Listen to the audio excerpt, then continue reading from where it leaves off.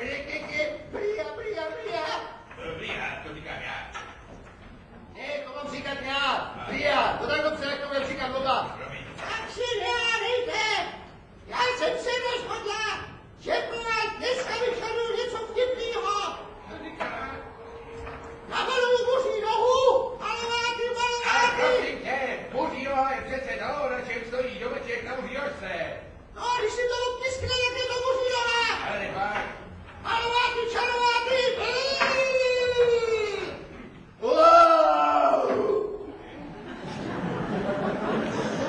No, myslel jsem nějaký vtip po blendínách. To vy svoči jedna. Tak já už dlouho spolupracuji s mocnostmi pekelnými. Ale tohle jsem ještě neviděl. Tak tady já nebudu.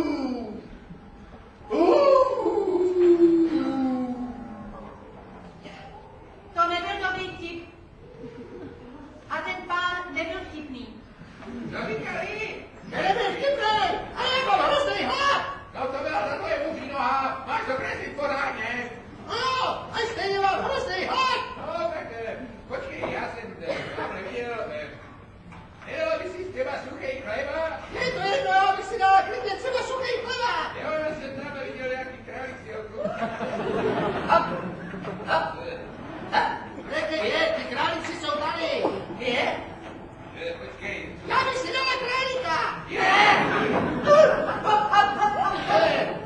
Pekel, čerstvá. Vezmi to. A chleba starý.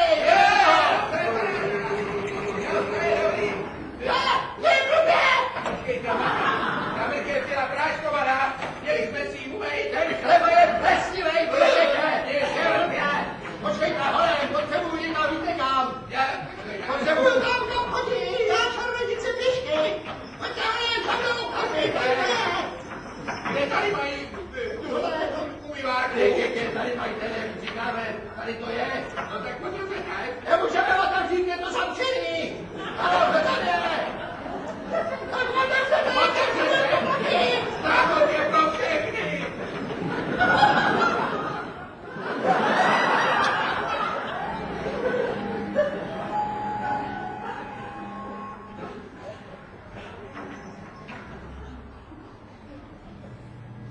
Záchod není pro všechny.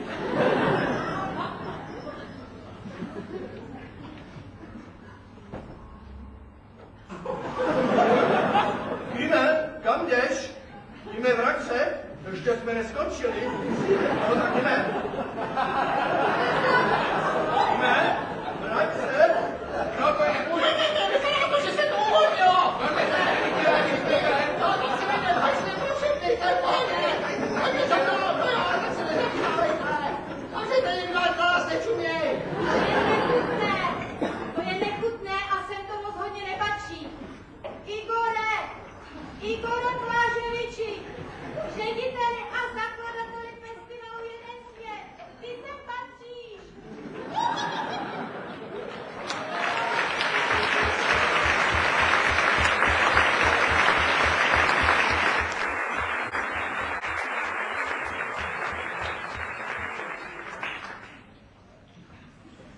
Dobrý večer. Já jsem chtěl říkat něco jiného, ale nemůžu vydržet, neříct o něco osobního. Kdyby jenom věděli, já jsem neviděl, jak bude vypadat zahájení, je to trochu překvapení to pro mě. A já jsem celou sobotu neděli strávil strašného stresu, že jsem si kupoval nový oblek, co je pro mě bylo strašně traumatické. Věděl, že budu tak hezký, jako je zakryt. Obrovský stres.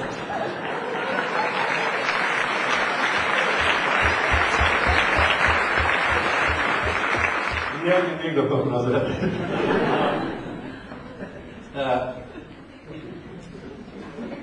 Festival začínal někde.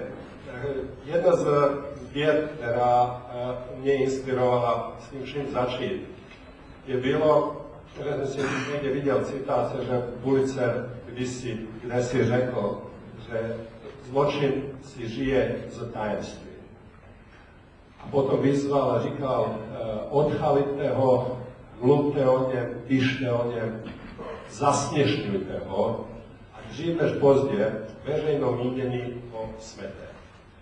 A já tomu strašně věřím, že skutečně pokud o zločinech, co se dějí ve světě, a některé z nich se dějí jako násilí a nespravedlnost i tady u nás, jakoby vedle u souseda, nebo v vedlejším baráku, nebo někde strašně daleko. A já skutečně hluboce věřím, že pokud o těch věcech veřejně mluvíme, pokud zasměšňujeme struktury, které zneužívají politickou, vojenskou a jinou moc, aby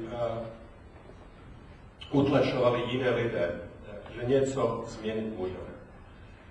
Myslím, že to musíme dělat tak, že jsme kreativní, že jsme nápadití pro to film, pro to umění, protože jenom silný příběh, silná emoce může oslovit nás všech, kteří jsme vystaveni tomu obrovskou proudu informací, ve které spíš máme potřebu hlubokou lidskou vypnout, než zapnout. A proto potřebujeme umění, proto potřebujeme film, proto potřebujeme smích, ale zároveň potřebujeme ukazovat pravdu, která není vždycky snadná.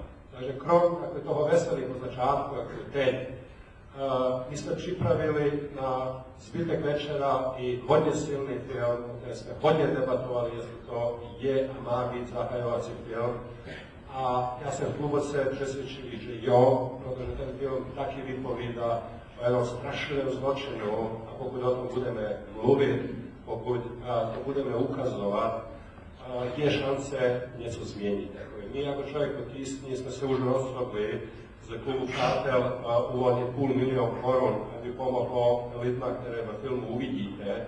A doufám, že festival bude jeden z těch stupínků, který pomůže, aby se o tom, co se dnes děje v Kongu, mluvilo, aby se o tom vědělo, aby společně něco změnili. Přeji vám silný zážitek a přeji nám, aby nám se vy zítra, pozítří vrátili do kin. Hezký večer.